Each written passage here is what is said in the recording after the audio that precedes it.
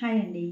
Homely things Rohini channel చూసేవారికి ఈరోజు స్పెషల్గా అంటే ఆయుర్వేదికంగా మీకు ఒక కూర చూపిస్తాను.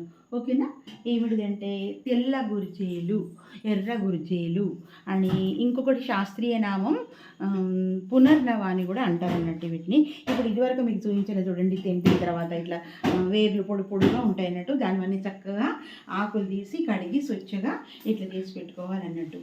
ఇది ఇంత మంచి చాలా అంటే పాతది అన్నట్టు, పాతకాలం వంట ఇది. అంటే ఇప్పుడు అన్నీ కొత్త కొత్తగా సైన్స్గా పరంగా శాస్త్రజ్ఞుల పరంగా ఇవన్నీ తెలుసుకొని చేస్తున్నారు. కానీ ముందు మా అత్తగారు కానీ మా అమ్మ వాళ్ళు కానీ ఇవి అప్పుడంతా కూరలు అవి ఉండకపోయేది కదా. ఇవన్నీ పాపం జడి చుట్టూ ఉన్నాయన్నీ చేసుకొని చేసేవాళ్ళు అన్నట్టు. ఇది చాలా విశేషమైనటువంటిది. ఓకేనా? మీకు ఎలా చేయాలో చూపిస్తాను. తప్పక మాత్రం మీరు లైక్ చేయండి, సబ్స్క్రైబ్ చేయండి, షేర్ చేయండి. సబ్స్క్రైబ్ చేయని వాళ్ళు సబ్స్క్రైబ్ చేయండి. ఎందుకంటే నాకు ఇంకొకసారి కొత్త కొత్త వంటలు మీ అందరికి ఇష్టమైనటువంటి చూపించాలని ఆకాంక్ష. ఓకేనా? చూడండి, ఇప్పుడు దీనికి కావాల్సింది ఈజీ పదార్థాలు. ఇది చక్కగా కడిగి ఇలా పెట్టుకున్నామా. దీనికి ఉల్లిగడ్డలు, ఒక 2 ఉల్లిగడ్డలు తీసుకోండి. చక్కగా ఇట్లా సన్నగా చక్కగా పొడి చేసుకోండి. లేకుంటే మీరు కొంచెం చిన్న ముక్కలైనా తీసుకోవచ్చు. ఒక 2 ఆలుగడ్డలు తీసుకోండి. వెల్లిపాయలు, ఇవైతే ఈ దినుసులు ఇక మనకు ఇంట్లో ఉన్నటువంటివి, రోజు వాడుకునేటివి. పసుపు, ఆవాలు, ధనియాలు, జీలకర్ర, తర్వాత మెంతి పొడి, హింగువ, ఇవైతే మనం రోజు ఉపయోగం చేసుకునేటివినే. ఓకేనా? ఎలా చేయాలో మీకు చూపిస్తారు ఇప్పుడు.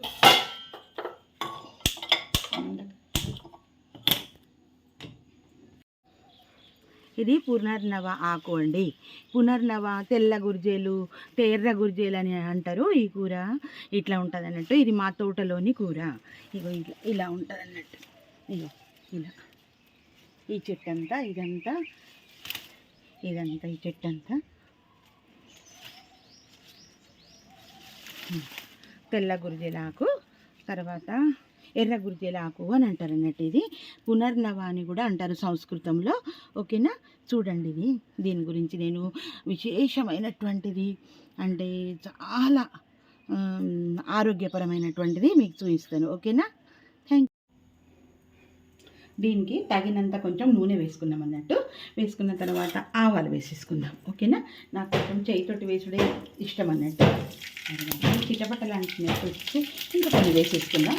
తర్వాత కొంచెం జీలకర్ర కూడా వేసేసుకుందాం మనం. చాలా బాగుంటుంది జీలకర్ర. ఓకేనా?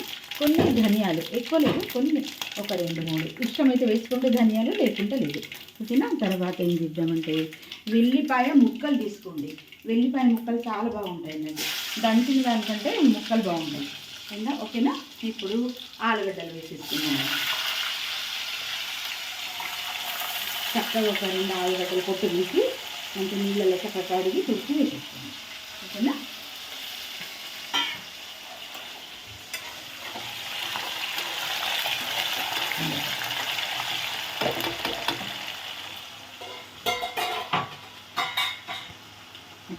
ఎర్ర మిరపకాయలు వేసేసుకుందాం. ఎండు మిరపకాయలు ఒక 2-3 కొంచెం. తర్వాత ఒక 2 పచ్చిమిరపకాయలు వేసేసుకుందాం అన్నట్టు. మీకు ఇష్టం లేకుంటే అవాయిడ్ చేయండి, అంటే వేయకున్నా పర్వాలేదు.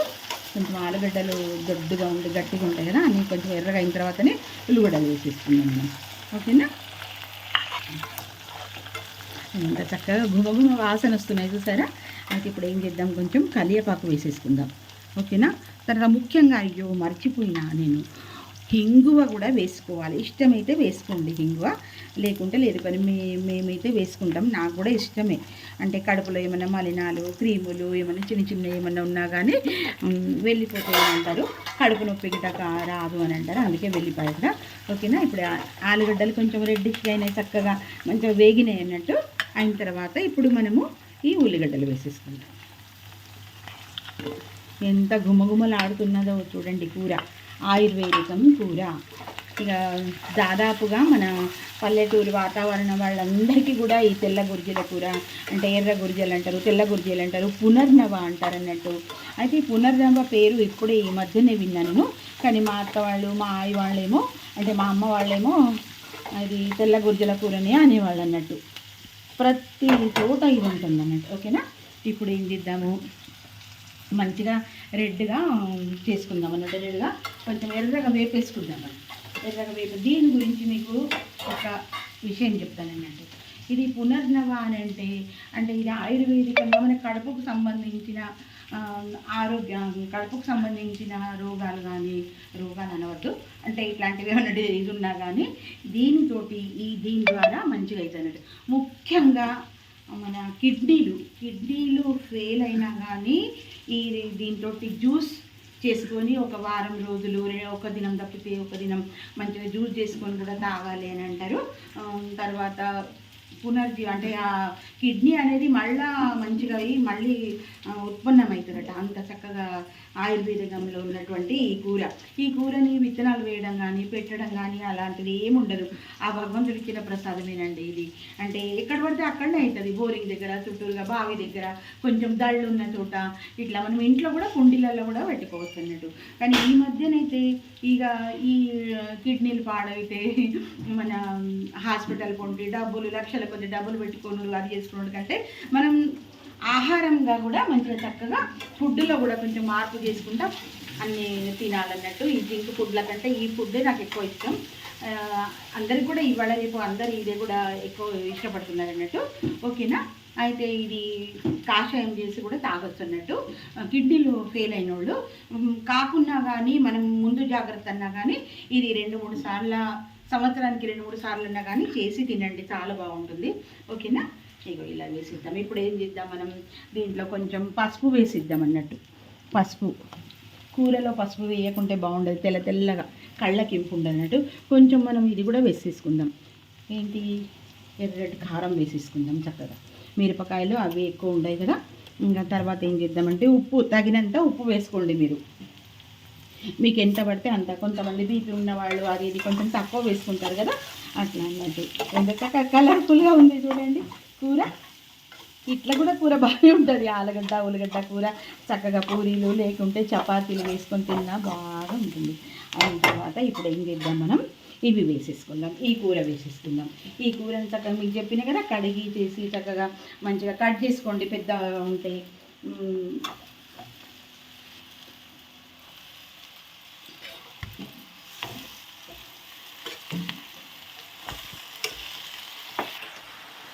చూసారు కదండి. ఇట్లా చక్కగా వేసేటప్పుడు ఇంత అనిపిస్తుంది, కానీ మళ్ళీ తగ్గుతుంది అన్నమాట. ఆకు కదా కొంచెం మగ్గినాక ఇది అవుతుంది అన్నట్టు. ఇంకా చక్కగా గుమగుమలు ఆడుతున్నాయి చూడండి. ఆలుగడ్డ ఎందుకు వేస్తానంటే నేను అంటే దేని మట్టుకు వేస్తాను, చాలామంది వేయరు. ఆకుకూర కొంచెం నీరు అవుతుంది కదండి, అని ఉల్లిగడ్డ అది ఇంకొక నీరు అవుతుంది. ఈ ఆలుగడ్డ వేస్తే కొద్దిగా నీరు గుంజుతుంది, పొడిగా అవుతుంది కూర అని ఇట్లా వేస్తాను అన్నట్టు నేను. ఓకేనా? ఎంత కమ్మటి వాసన వస్తుందో. మీకు ఇష్టమైతే కొంచెం అల్లం వేసుకోండి. నేను అల్లం వేయను, అల్లం వేయలేదు దీంట్లో. ఈ కూరలో వెల్లిపాయలే బాగుంటాయి. వెల్లిపాయ ముక్కలు ఇంకా చాలా మంచిగా అనిపిస్తుంది చూడండి. కమ్మనైన పసందైన తెల్ల గురిజల కూర. తెల్ల గురిజలు లేకుంటే ఎర్రగురి. ఇప్పుడు మీరు ఇంకొక విషయం మర్చిపోతున్నా. ఇగో నేను ఈ ఏమంటారు, ఈ కాడ ఉంటుంది చూడండి, కూరకు కాడలు, ఇవి కూడా లేత ఉన్నాయి. ఇట్లా చేసి ఇంట్లో వేసుకోండి, బాగుంటుంది. ఇట్లా చేసి ఇట్లా వేసేసుకుంటున్నట్టు చిన్నగా ఇంకా బాగుంటుంది. ఇక కొంచెం ఏం చేద్దాం, కూర అయిపోయినట్టే కొంచెం దించే ముందు మనం కొంచెం నిమ్మకాయ వేసేసుకుందాం. మనం నిమ్మకాయ అయితేనే బాగుంటుంది ఇందులో. ఇంకా చింతపండు పులుసు ఒకవేళ నిమ్మకాయ అవైలబుల్ లేకుంటే చింతపండు రెబ్బలు వేయండి, చక్కగా కడిగి చేసి చక్కగా. గుమగుమలు ఆడుతున్నాయి.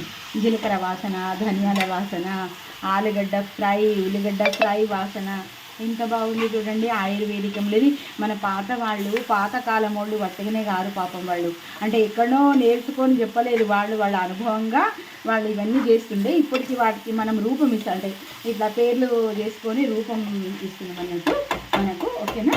ఇక కొంచెం సేపు ఉమ్మగిల్లుదాం. అంటే ఉమ్మగిల్లుడు అంటే కొంచెం వాపు తీసుకుందాం అన్నట్టు, సన్న చెక్కతో. ఓకేనా? మీకు ఇంకొక విషయం ఇప్పుడు చెప్పిన కదండి, ఇది చాలా ఉపయోగకరమైనటువంటిది.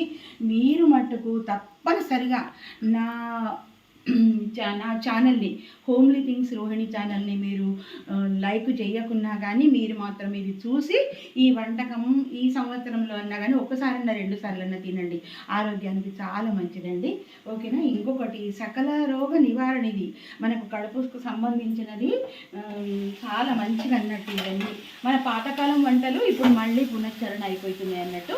అందరికి ఆరోగ్యాలు కొంచెం పాడవడం కాబట్టి ఇవన్నీ మళ్ళీ ఇవే తినాలి అని ఎక్కువ ఇష్టపడుతున్నారు అన్నట్టు. మనకు ధన్వంతరి చాలామందికి గుర్తే అనుకుంటా. మనం ఆయుర్వేదికంలో మనకు ఒక డాక్టర్ అన్నట్టు ఆ కాలంలో, దేవతల కాలంలో మనకి ఇప్పుడు ప్రొఫెసర్ వీళ్ళు ఎట్లా ఉంటారో సర్జర్లు డాక్టర్లు వాళ్ళందరూ అట్లా అప్పుడు ధన్వంతరి ఒక శ్లోకం చెప్తానంట. దీని గురించి కూడా ఆయుర్వేదికం వంటకాల గురించి కూడా మన పెద్దోళ్ళు ఇంత మంచి చక్కటి శ్లోకాలు నాకు తెలిసింది ఒకటి మేము ముందు ఉంచుతాను. సకల రోగ నివారణ ఇది. అచ్యుతానంత గోవింద విష్ణు నారాయణామృత రోగాన్మే నాశయాశేష నాశు ధన్వంతరే హరే. అచ్యుతానంత గోవింద విష్ణు నారాయణామృత రోగాన్మనీషాయ శేష నాశు ధన్వంతరే హరే. ధన్వంతరిని మనం ఈరోజు యాడ్ చేసుకున్నాం అన్నట్టు. ఈ రూపకంగా అతను ఒక ఇదన్నట్టు మనకు. ఓకే, అయిపోయిందండి కూర. ఇప్పుడు మనం చక్కగా వేడి వేడి అన్నంలో, తర్వాత దేంట్లో అయినా కానీ చాలా బాగా ఉంటుంది అన్నట్టు ఇది. ఈ కూర ఊరికేనే మా పిల్లలైతే ఇట్లా గిన్నెలు బుచ్చి గిన్నెలలో వేసుకొని చెంచాలతో తింటుండన్నట్టు. ఇంకా కొంచెం ఆలుగడ్డ ఎక్కువ వేస్తుంటాం కదా పిల్లలకి ఇష్టమని అట్లా అన్నట్టు. ఇది ఆయుర్వేదికం కూర. తర్వాత తెల్ల గురిజేల కూర ఇది. ఓకేనా. ఇంత చక్కగా ఉంది. మీరు మాత్రము తప్పనిసరిగా మీరు చేసుకొని తినండి. సబ్స్క్రైబ్ చేయని వాళ్ళు నా ఛానల్ ఓపెన్ చేస్తే సబ్స్క్రైబ్ అని వస్తుంది, సబ్స్క్రైబ్ చేయండి. ఇలా లైక్ చేయండి. తర్వాతనేమో షేర్ చేయండి. ఇగో చపాతీలు చక్కగా మిరపకాయల ఠేచా అంటే మిరపకాయల తొక్కు, ఎర్ర మిరపకాయల తొక్కు. తర్వాత ఇగో ఇది ఈ కూర. ఇక తిని చూడండి. ఓకేనా. చక్కగా లైక్ చేయండి, షేర్ చేయండి, సబ్స్క్రైబ్ చేయండి. Thank you.